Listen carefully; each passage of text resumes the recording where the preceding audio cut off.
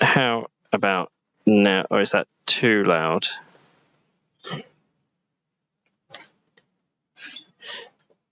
Sorry about that. Yep.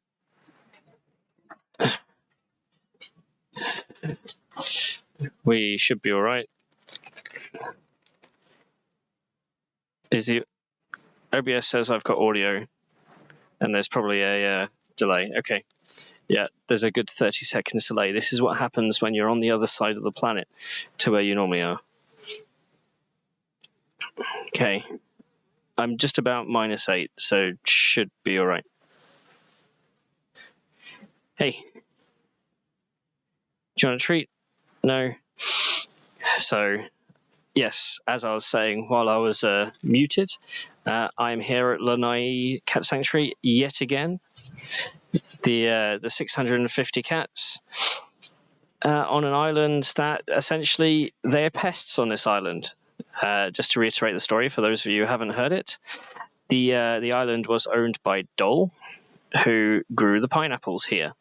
Then they decided it was cheaper to do it in a third world country, so they up and left. Larry Ellison bought the island, pineapple trees left.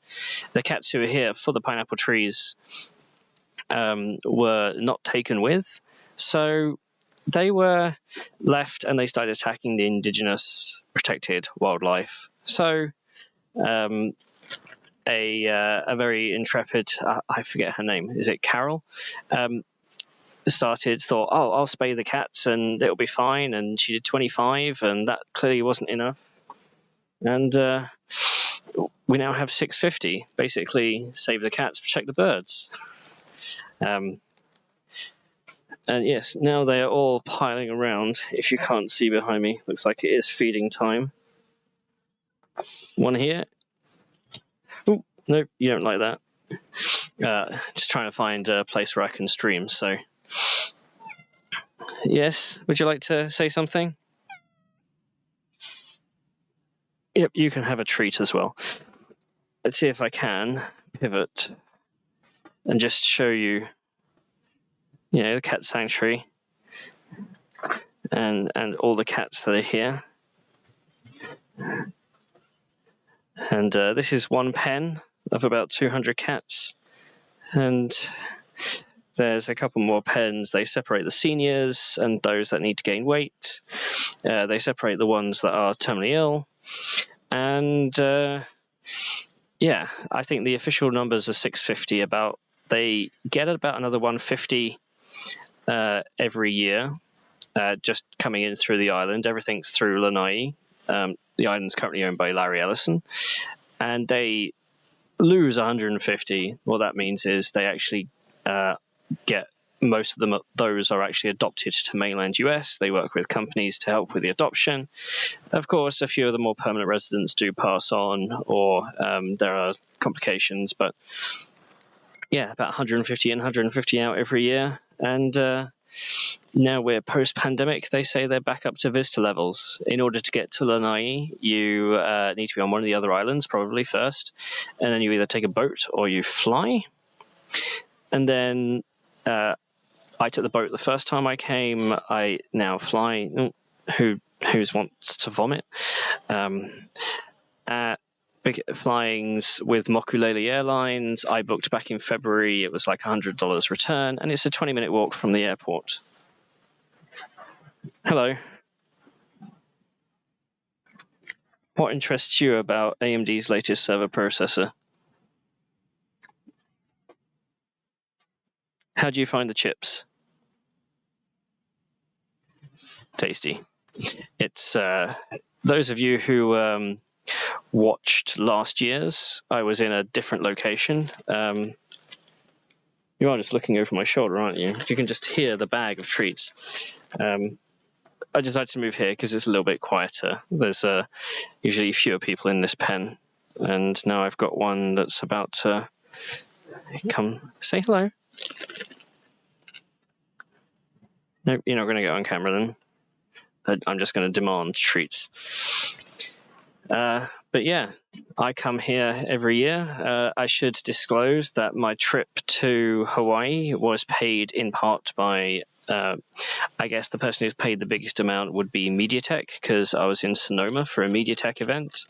Qualcomm flew me from Sonoma to Hawaii, and I've paid for Maui. Okay, now you're actually pressing buttons. Okay. Yeah, as you can see, plenty of cats. They're all coming over, demanding food. You're going to have to come over here. Yes, be on camera. On camera. Yes. Would you like to say that again? For everybody in the back? No, you're on my keyboard. You could easily press something. So yeah, the idea here for everybody who's joining is to let's talk cats and tech, and now we've done the cats. Now I guess we talk about the technology. Yes, have a treat, but please stop pressing the right arrow key. I don't know exactly what you're going to end up clicking. Come on. If you...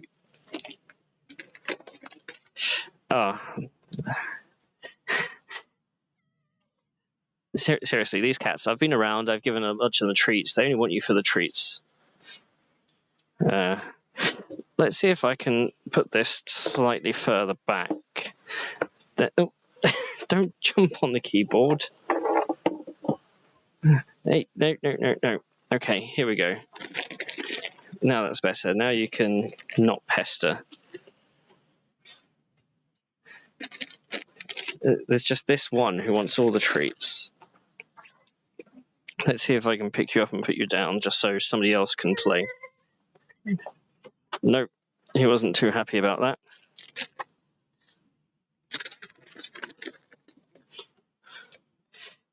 We're going to get another one. This is technically another one, though you can tell that they have some family traits. So, yes, don't start hissing at people, please. I'm here.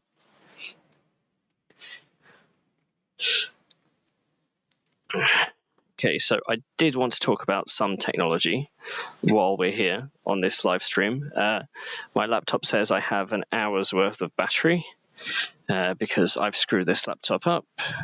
Please don't press any buttons. No,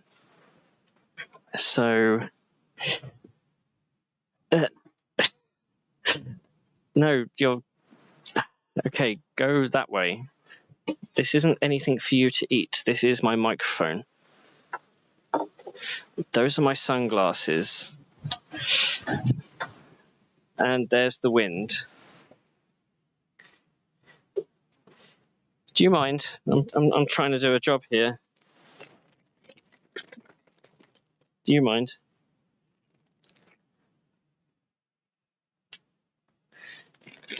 There's a black one right in the background, but your fat butt.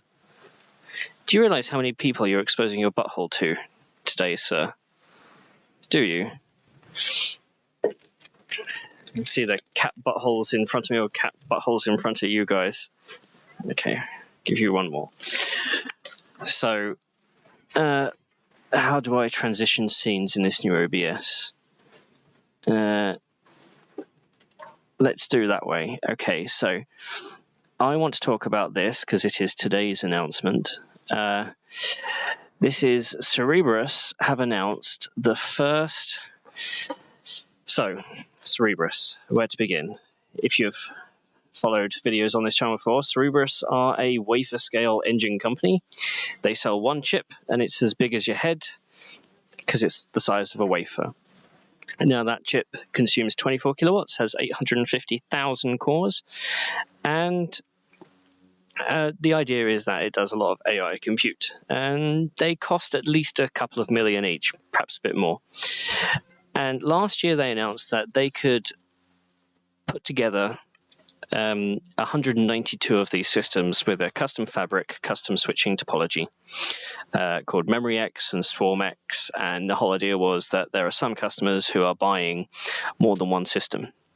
So today's announcement, is it today? Is it the 14th? Yes, today's announcement is that they've actually put 16 of them together. in the cloud for a 13.5 million core AI supercomputer. And it can do what they're calling an exaflop, though I maintain that because it's not FP64, it's actually an exaop. But it does 120 petaflops of dense compute at 16-bit. And this is actually available in the cloud. I spoke to the CEO, Andrew Feldman. He said they deployed them. So from order, they can deploy one in 90 days. They would like to do 60, but they're able to do 90. And this one was installed, and it was running workloads within 3 days. The idea is that the system just works, and you just plug in power and Ethernet, and then in your code, you just add another couple of lines.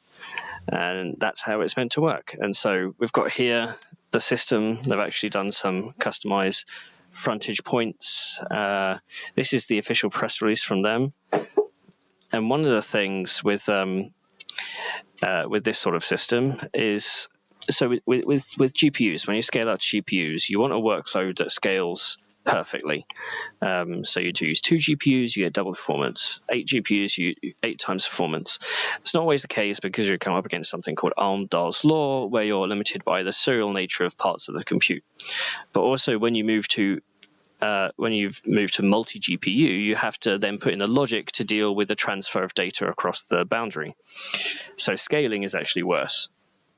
Now, what they're able to do here with GPT and GPT-3 and GPT-NeoX, 20 billion machine learning algorithm, weights is they're able to get a scaling of almost 16x. The worst case, it was 14.5x, so it's near perfect scaling for their CS2s. And with this system, people who want access, they can choose to run workloads on 1, 2, 4, 8, or 5, or all 16. 2 users can't use the same wafer scale engine at once, but the idea is that you're just time sharing, and your level of granularity is just the machine. They've got support from Argonne, Jasper AI, AMD. I didn't realize AMD was here. Oh, so they're calling this the Andromeda AI supercomputer, and the pre-processing data pipeline is powered by AMD EPYC. They don't have one of the other pictures here, but they showed scaling across the systems. So, I mean, that's the news I'm interested in. So let's go back to this. So yeah, this is.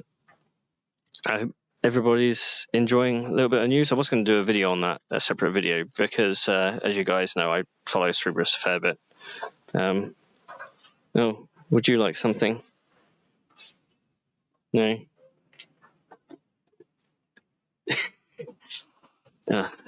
Yes. You are now alive to the world. I hope you know that.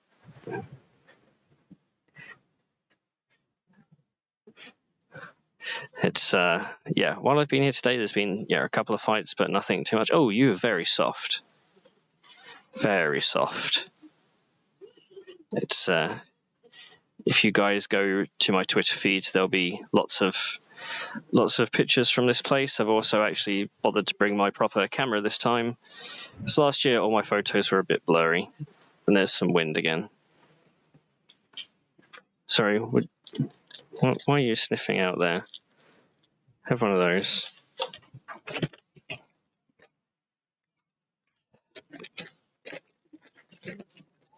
Yes. You can't see the 2 down here. Yes. Sorry, say that again. You going to say that again? No, I'm just going to sniff your microphone. 1.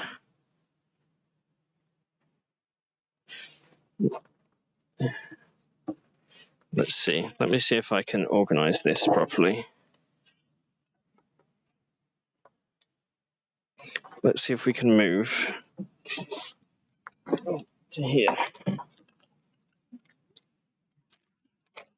There we go.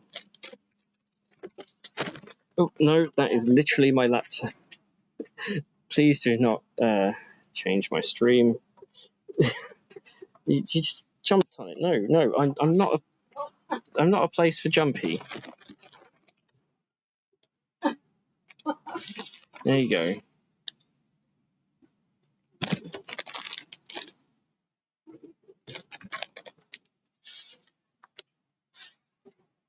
Conundrum. Who's going to have it? Who's going to wrestle for it? Do you just want one hand fed to you? Do you care? Oh. No, there's another, and there's somebody behind you and underneath you. Sorry, realised I wasn't talking into the microphone. Yes. Let's go for... Please don't fall off.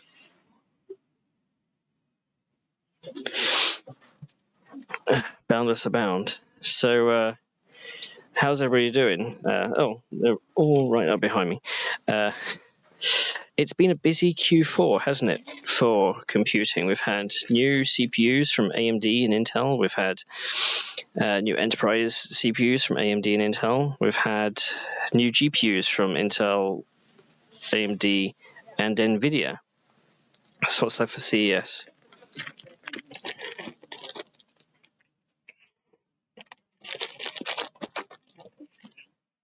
I'm going to run out of treats. I've only got so many left. So, yeah. There you go. And then you have Parade of Cat Butts on the top. So yeah, I've been doing a lot of travel this quarter. Hope you guys have been able to not do as much. Brendan, yes, I'm in Lanai Cat Sanctuary again. You can tell by my t-shirt. It's Qualcomm do their event in Hawaii every year, so I take an extra day and fly over. There's one just on the floor here. Did I get a tap on the shoulder? Are you pissed off at me? You seen this?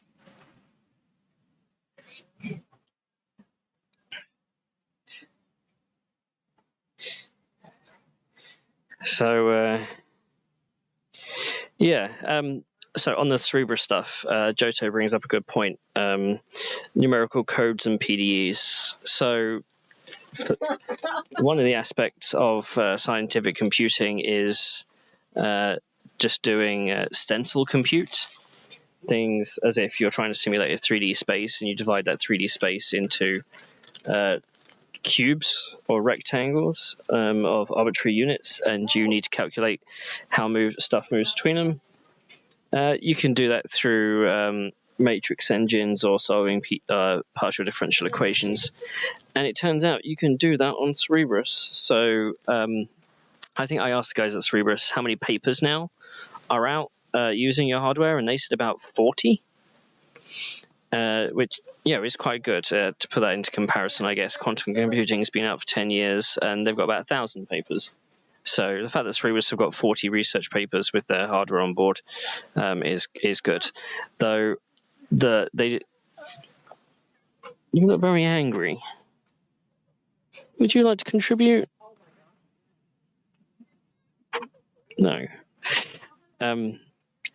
Yeah, so I think it was today the new top 500 supercomputer list was launched, and of course the Cerebras guys, they're not in that because the top 500 is purely for FP64, and Cerebras is 120 petaflops of Dent FP16 and 1,000 flop ops, an exa op of sparse FP16. So they're not going to do. Yeah, so we'll see how the scientific compute goes. It's obviously a bit more difficult because, as with all AI companies like Cerebras and Grok and everybody else, what they do is they manage a translation layer for TensorFlow and PyTorch, and then people just wrote standard TensorFlow and PyTorch on that. If you want to do scientific compute, you actually need to do a bit more of the architecture. There's another one that's coming through here. You look like a kitten I met last year. Though that being said, they don't. In order to tell them apart, they have a microchip in them, and they have to beep them, and then they have a database in the clinic. The vet isn't on the island. The vet's on Big Island, and she flies in once or twice a month or for immediate emergencies if there is budget. So, Mark, thank you for the 5 Canadian. How long do you think AMD will produce 5800X 3D CPUs for? You might. So the 5800X 3Ds are going to be a bit unique because it's 7nm SRAM on top of 7nm compute chiplet. And the only other one that does that is obviously Milan X. So as far as Milan X is needed, that being said, Milan X, the server CPU, it wasn't a general purpose hammer. It was, yes, clawing me because I'm not feeding you fast enough. At least this one, she's very quiet. I think they'll make them for as long as Milan X is in demand, really. But the people who needed Milan X bought it already. So yeah, I do have a dual Genoa system at home, though, and I have had some tests, and I produced a tweet with a bunch of data and results on them. I should go find that tweet. The problem with having so many cores, 192 cores, 384 threads, is actually that most software, even in Linux, has issues going beyond 256 threads. I think Patrick Kennedy goes into it in his review of the chips. Just trying to find software that scales that much is difficult. So I mean, okay, let's be honest, I installed Windows. So not a lot of software even scales beyond 64 threads. Now, technically, Windows 10 had a thing like processor groups where you're limited to 64 threads per processor group. That's what made the 64-core Threadripper's a bit of a pain. But if you use Windows Server, the idea is that would expand. Windows Server 2022 goes away with processor groups. But we actually found an issue with Cinebench on Genoa. So Cinebench, you can only select up to 256 threads, and this is actually a legacy issue. And the people at Cinebench already know this. No, not on the laptop. Come on. You really are greedy. You have one. Patient. Yes. You're going to hate me if I keep feeding this one.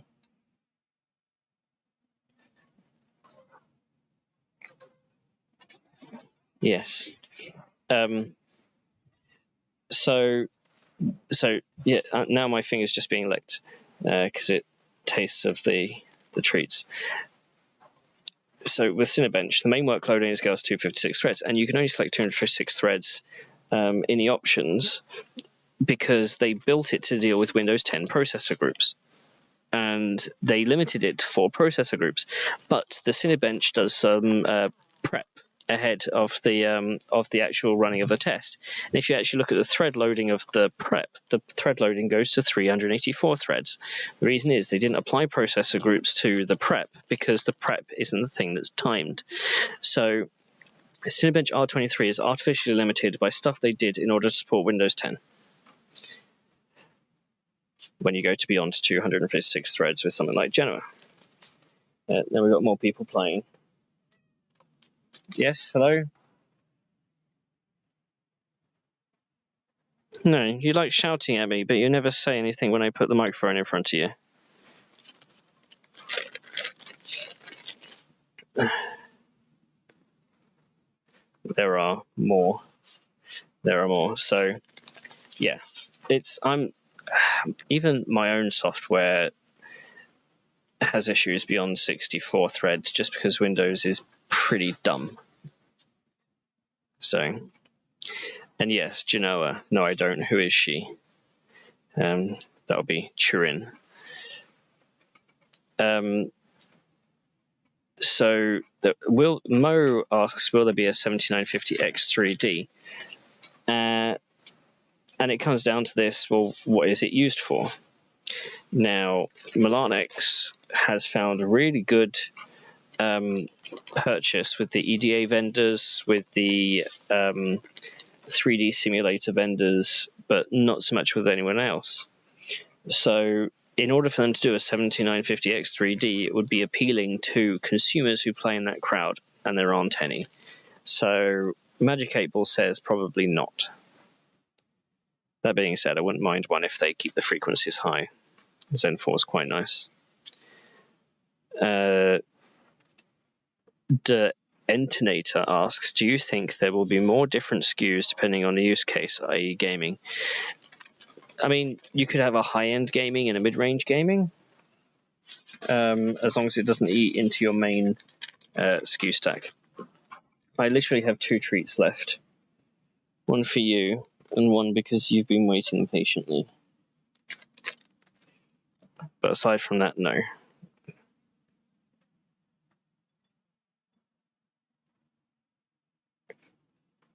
Nope, you've seen something else. No, that's laptop. Again, no. Oh, you do like jumping around. So, is there any reason why we don't see NVM components in a Cerebras S commander, as in an M.2 drive, when the entire PCB contains one silicon monolith with controller, NAND, and cache? Liam says. Yes, and it's usually a yield thing. So Cerebras has developed technology which they've patented to do with cross-reticle stitching. So if you make a silicon chip bigger than a single reticle, which is about 820 square millimeters, in order to get two to work together, you essentially need to have a connection. Now, what Cerebras has developed with TSMC is a cross-reticle interconnect. A couple of other companies apparently can do it. Cerebras is obviously the only one that's doing it at scale. So the reason why we don't see, say, bigger ones is because if you don't have that technology, then you use the interconnect for performance. Otherwise, you use smaller chips for yield. I mean, don't get me wrong, M.2 drives for like storage, the big ones essentially have a wafer's worth of NAND on it anyway. So,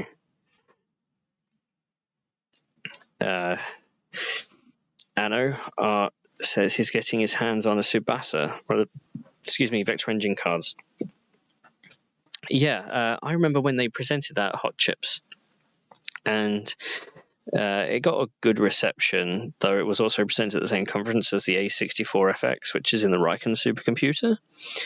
And yes, and because Ryken's obviously had a lot more attention put to it, because it's an ARM-based chip with SVE, with a scalable vector engine, the Tsubasa one really hasn't had much attention, let's say. So, you're going to hate me. I've run out of treats.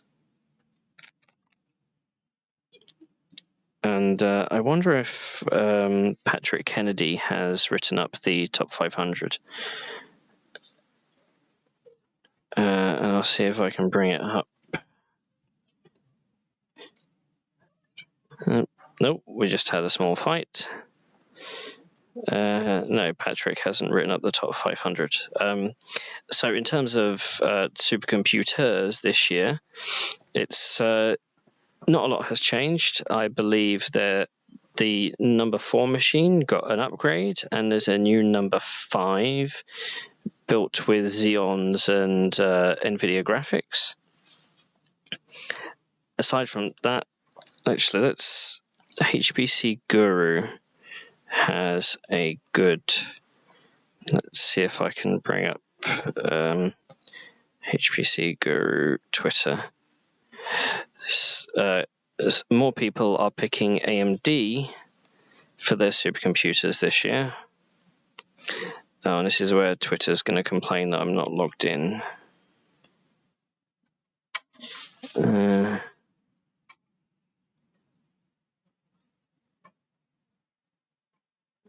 Let's see if I can remember my password. Okay, and then the fly is here. So let's try and move OBS.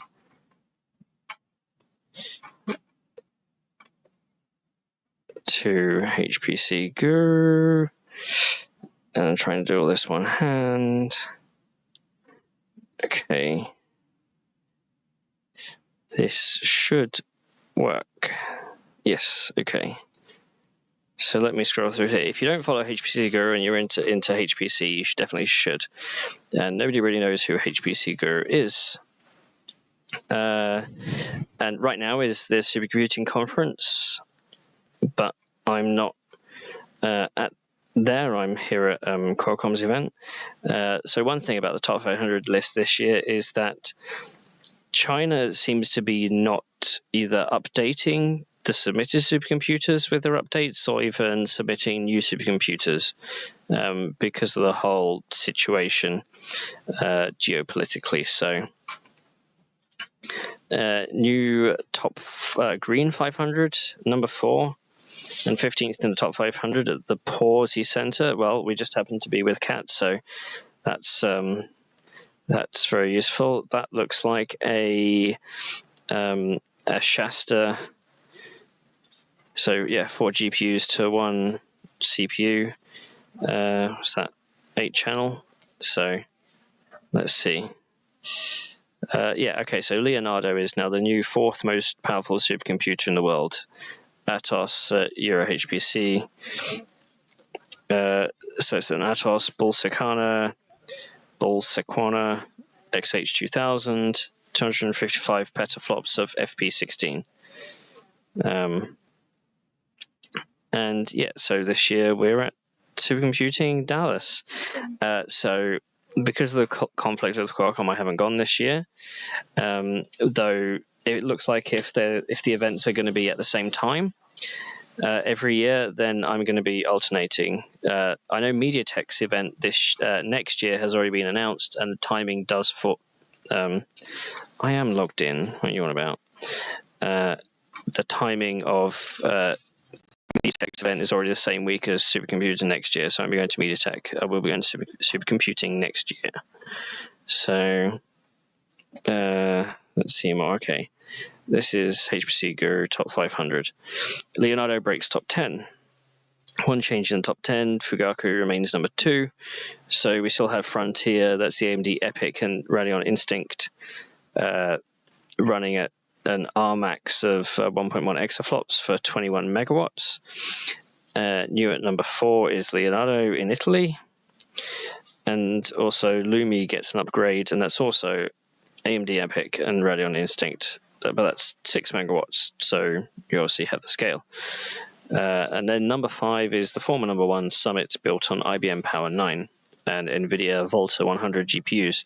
The top Chinese system here is the Sunway Tahoe Lite running the Sunway chip. I really should have done a deep dive into the Sunway chip when it was announced. There's been a few papers on it now.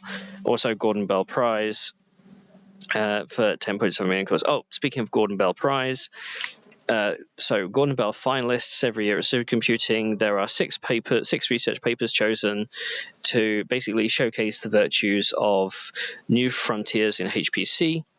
And the Gordon Bell Prize goes to one of those finalists. Cerebras is one of those finalists with some of the work that they've done. Okay, new processors. So this is the current makeup of the top 500. And so 36% of all top 500 systems are AMD as the main processor, but of new systems, AMD is 84%, Intel 16.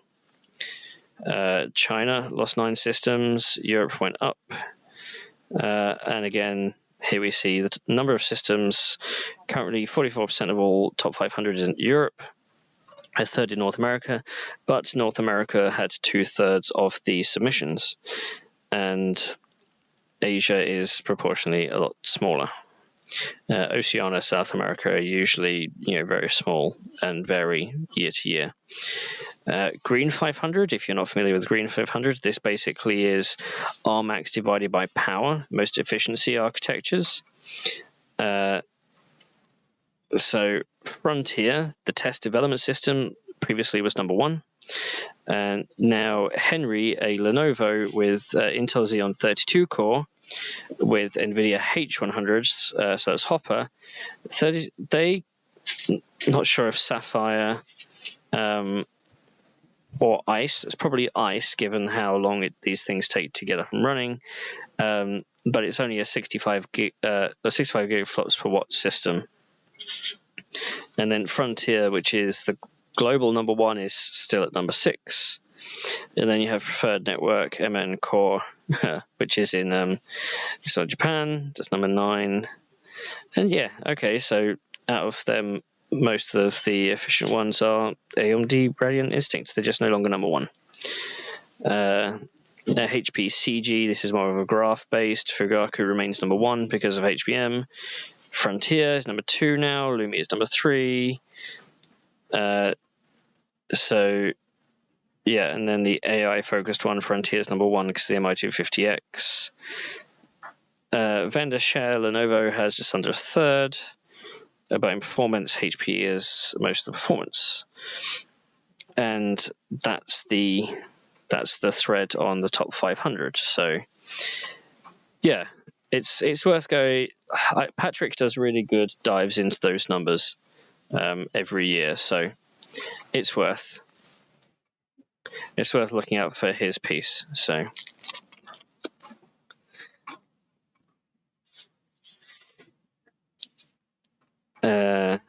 See, Anno, what content would people want on the Tsubasa? Basically, number 1, just showing the damn thing. You can literally do like an unboxing video on it, and I would watch for sure. I've picked it up, showing how it's exposed in the system as like a PCIe device, I assume, as well. So, yeah. And then benchmarks if you're...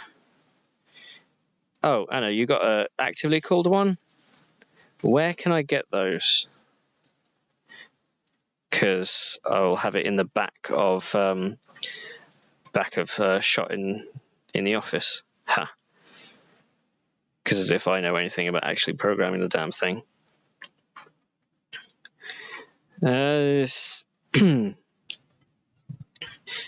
So actually, let's look at Patrick Kennedy's Twitter, see if, because he's at Supercomputing. And let's have a look. So, Serve the Home, if you don't go follow Serve the Home on Twitter, you definitely should. Upcoming 4th Gen Xeon Scalable Sapphire Rapids platforms, and the DC GPU Max PCIe card for the first time. So that is what used to be Ponte Vecchio, is now called DC, is now called the GPU Max series. And we have 2 Sapphire Rapids CPUs, 8-channel memory, and then the 6 Ponte Vecchios, which is that's the configuration of Aurora. And everything else is power and cooling, and those tubes don't look very thick. But yeah. Apparently, Intel did a big event for the announcement of their GPU Max naming announcement. They also did CPU Max, which is Sapphire Rapids with HBM. Again, something I need to get to. So, and then he tweeted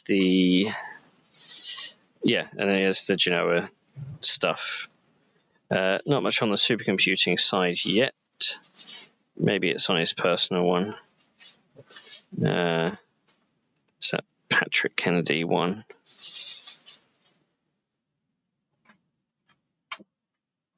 Nope, that's somebody else. Nope, and that's somebody else as well. Let's do... Patrick Kennedy is too much of a...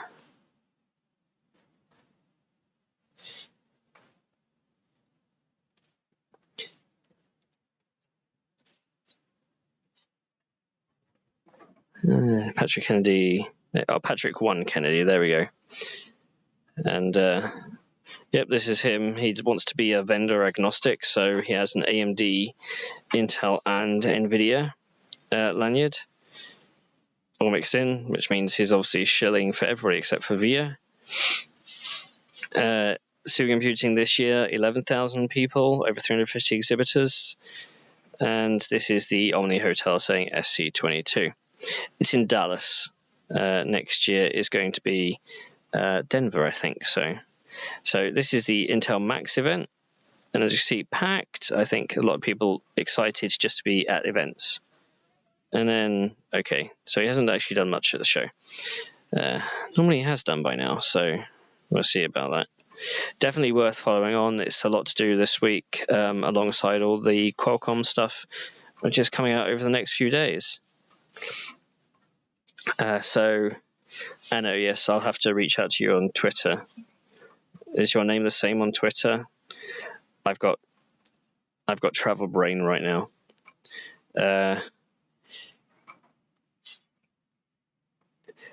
Spicy takes about SC22 mishandling their COVID protections. So my experience dealing with being part of the HPC community is that they are a lot more cautious about COVID than most. Just the people involved. And I travel a fair amount, so I still wear a mask on a plane. I still wear a mask on the airport. I still wear a mask indoors, and I take the mask off to eat. That's generally what it is. So, and there was a big push last year for supercomputing to have very strict COVID protocols. And to be fair, it sounds like they did and it was adhered to.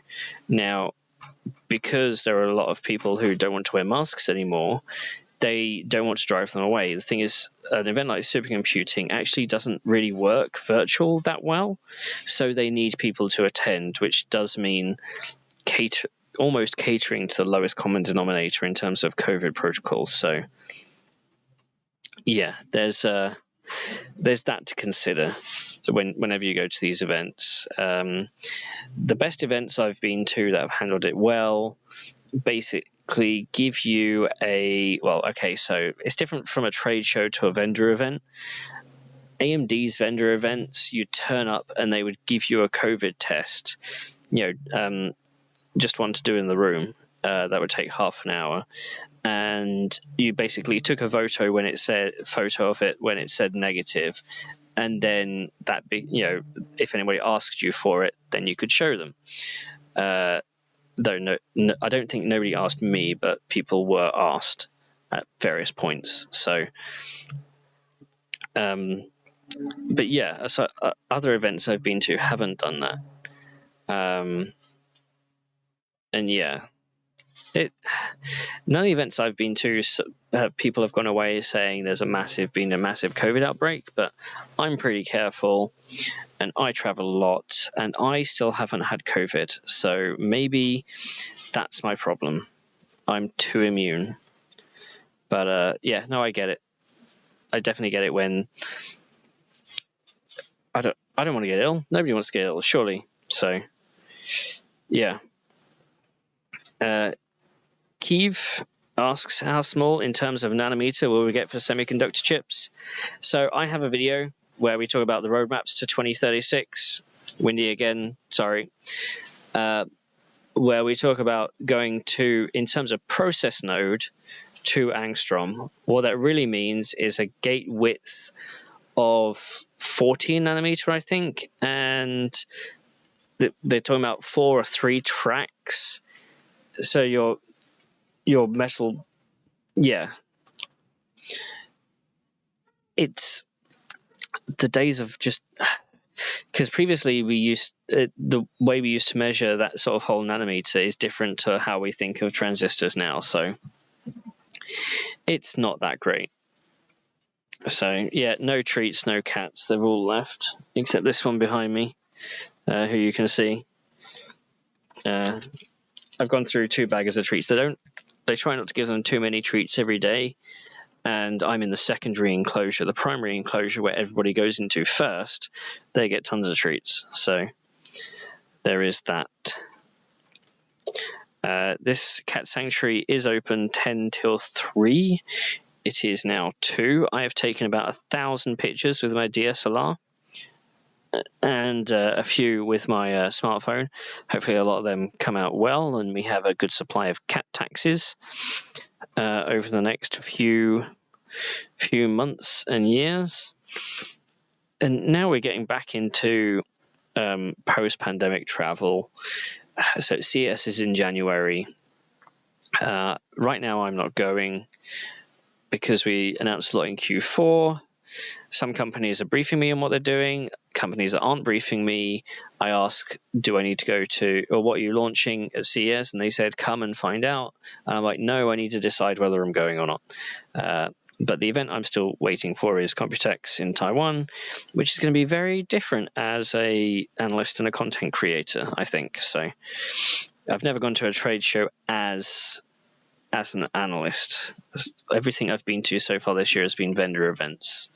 I will be at IEDM beginning of December, International Electron Devices meeting, and that's always good fun.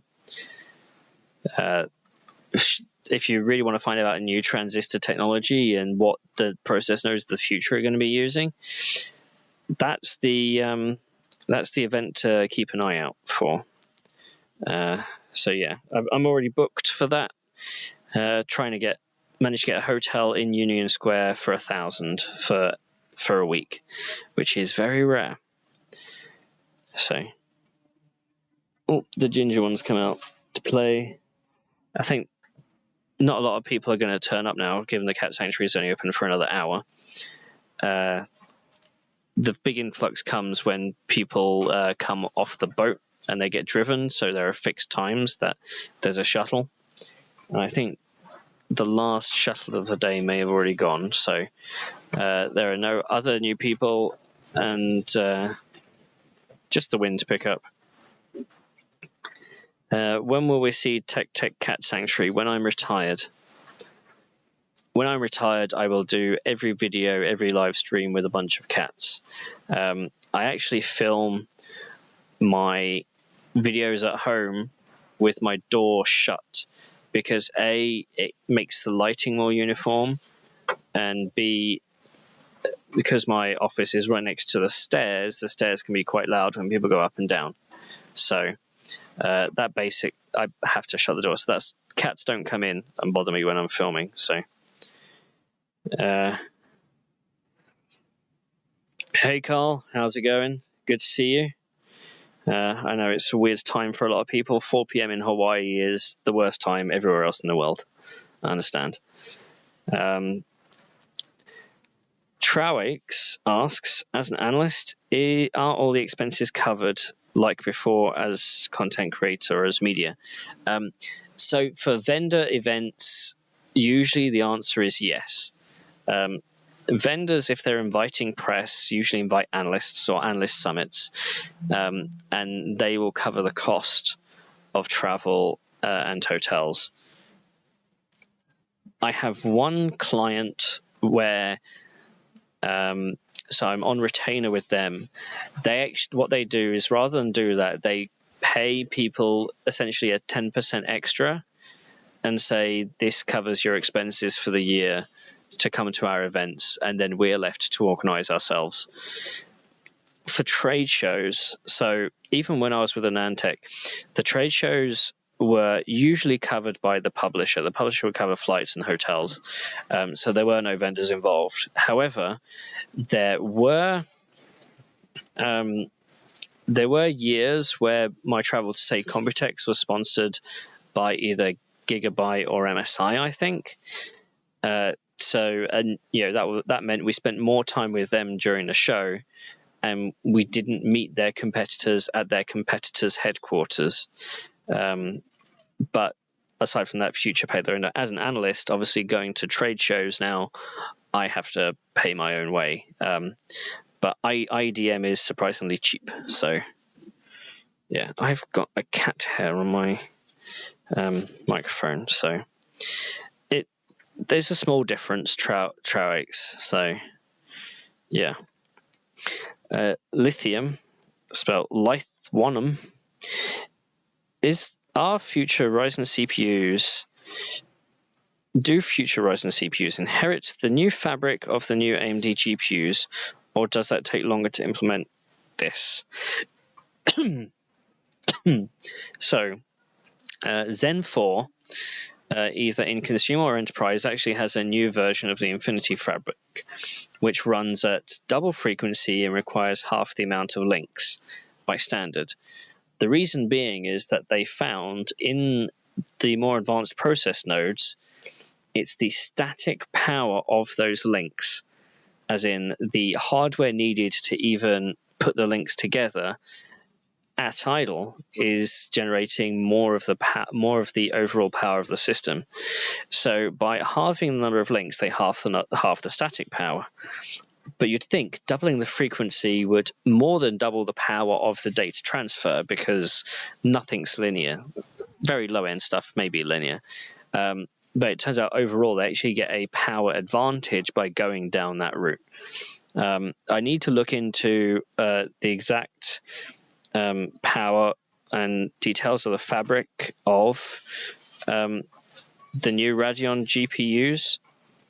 I know Tom's Hardware did an article today, I think, that went out that got a lot of coverage. I haven't read it yet. I flew into Maui yesterday. I got dinner. I set everything up to charge and then went to bed. Got a good 8-9 hours sleep before getting an Uber at 6:15 this morning to get to the airport on Maui. So Joto asks, any ISC plans? So ISC next year, that's International Supercomputing, for those that don't recognize the acronym, is about a month earlier than normal. It's in May, and it's just before Computex. Normally, I can't go to ISC because it conflicts with a couple of family things every year, which is fine because the family things are important.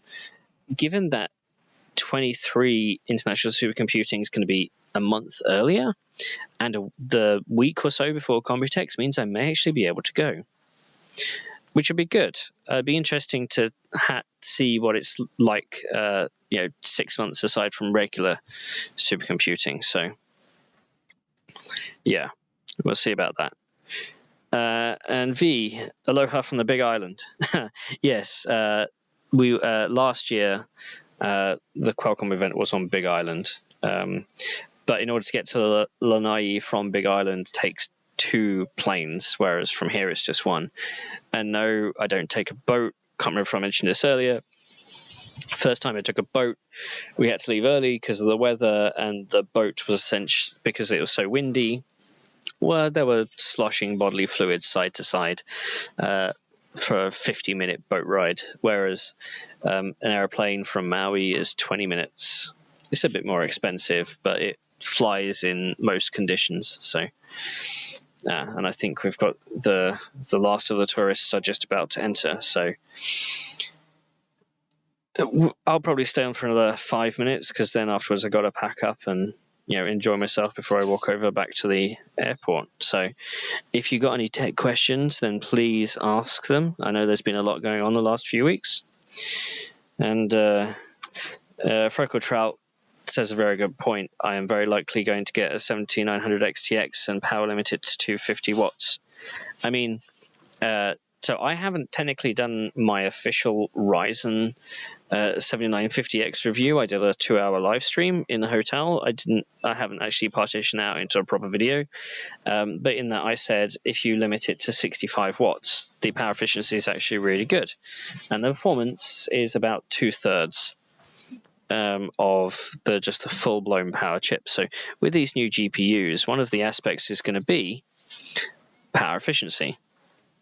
So if we can, instead of having 350 watt, 450 watt, 600 watt GPUs, get the best, limit it to 250. If you can afford the best, I understand that. Limit it to 250. And then if you are in a situation where, hey, you can move the system to a different room or under better cooling, you can just whack it up. when you need it. So, yeah, I'm fully on board with that way of thinking. So, and yes, the XTX 3 gigahertz edition from the 7970. I still have 4 7990s at home because I used to do Litecoin mining with them. Yes, crypto back in the day. One of them has one of the fans' blades is broken, but the other 3 I just never got around to sort of selling, so it's just taking up space. When RDNA 3 is good, you don't need to cut it down. DeBauer mentioned that NVIDIA's flagship is nonsense. Cutting 30% power just decreases up to 5% performance. So the thing is, if/when I get one of the high-end GPUs, Intel finally sent me their A770, so I have that, though we all know where that sits. I was invited to the RDNA 3 launch in Vegas. I'm not sure if I didn't go because I'm doing too much travel. I don't know if they're going to send me a card because I haven't done GPU reviews in age. NVIDIA definitely didn't send me a 4090, though Asus UK has offered me a sample. And I think in order for me to be enthused about those reviews, I need to do essentially compute-based workloads, not gaming-based workloads. There are 1,000,001 different people doing gaming-based content on GPUs. I'd much rather do a compute-based content, I think. Though that means I have to develop a repertoire. And I know somebody's going to complain, why did you use OpenCL on the NVIDIA card when you could have used the CUDA version and all of that? So, yeah, trying to find a good solution to that is going to be difficult. So, and really the sort of benchmarks you have to do in that comparison are OpenCL, so, or Direct Compute, or one of the other, or just any sort of agnostic API. And speaking of the high-end GPUs and stuff like that, the 4090 power cables. So I've been keeping vague track of the of this, and I saw Igor's work and what we're seeing on basically the distribution of cables. The thing is, with a recall, you'll have a bunch of people who won't be able to tell their cable apart from a good cable from a bad cable.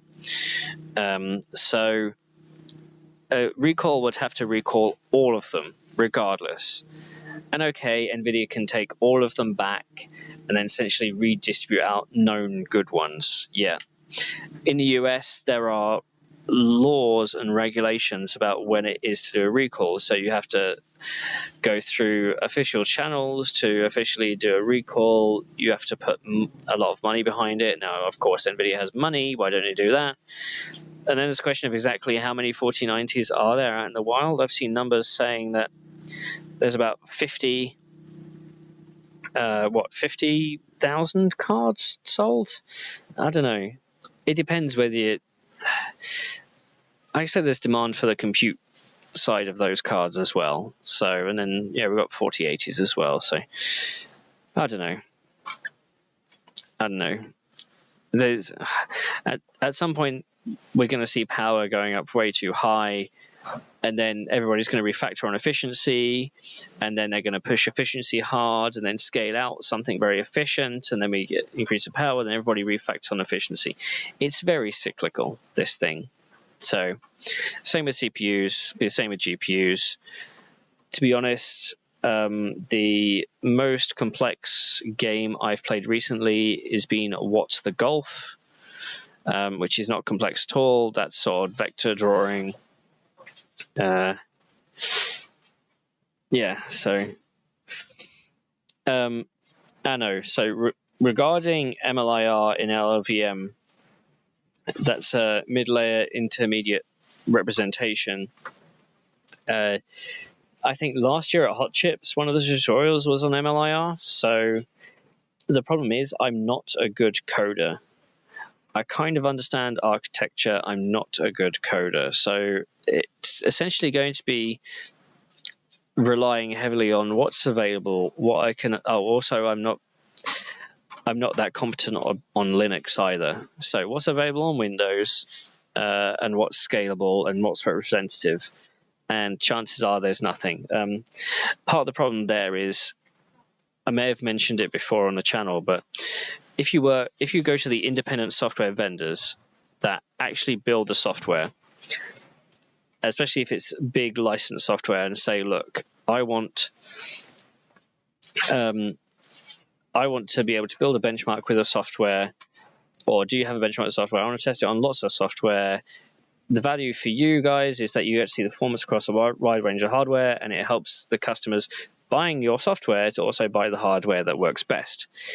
Most of them will turn around and say bugger off, because they're not interested. A, they don't see a value. B, they don't want to support it. Or C, they say, oh, we're doing something internally, and it's obviously always 2 years away. Whereas if something was ready, people could run it across hundreds of different systems overnight. So, yeah, there's all that. I mean, just look at what the hoops Wendell has to go through just to do SQL Server benchmarks with Glenn Berry, just in order to get that to work. That's a pain in of itself. I'm kind of lucky in the sense that I've got working versions of Spec and compiled to AVX2 that work, and I can get those updated. I'm not the guy who writes them, but I work with the guy who does, and we can get those updated. But still, it's it's tough. Okay, so we're coming up to an hour on the stream, 4:15, and you guys haven't seen proper cats in a while. So let's see if we can pivot to a few.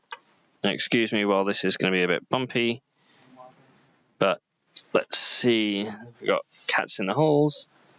Oh, I've got cats on my bag. And lots of cats. And there's been this one that's been behind me all show. So that's my bag you're scratching on. I've got a cat clawing my bag. What have you got to say for yourself? Hey. Hey, you being the cute one. So come on then. End the stream. What you got to say? I've had enough. Too many humans. So, good to see you all. Yeah, this is a very typical laptop situation. Let's put it up here. So, good to see you all. That's another year at Lanai Cat Sanctuary. I really should, prepare more for these, but it's only a few hours. But, yep, catch some more videos coming up on the channel. I've got a ton to compute. Really, I need a video editor. Anybody know one who wants to work?